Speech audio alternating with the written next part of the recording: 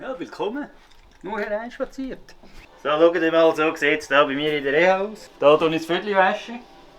Hier haben wir die Dusche, schau mal. Seht, die Ausländer wissen ja nicht, wie das läuft mit sauberem Wasser. Oder? Hier haben wir, können wir den Kolben ein bisschen waschen. Hier wird der Stuhlgang verrichtet.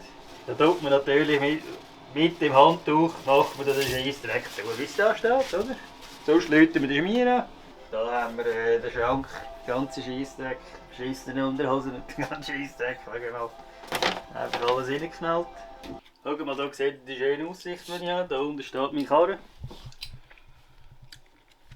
Da haben wir den schönen Fernseher. Man beachte die lässige Musik.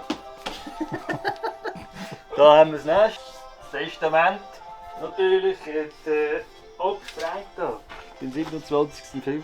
wird die Maskenpflicht empfohlen, oder? Da habe ich auch den Plausch, mal. Da habe ich da noch ein bisschen Gewicht mitgenommen zum Stemmen. Jawohl. Und ja, das wär's gewesen.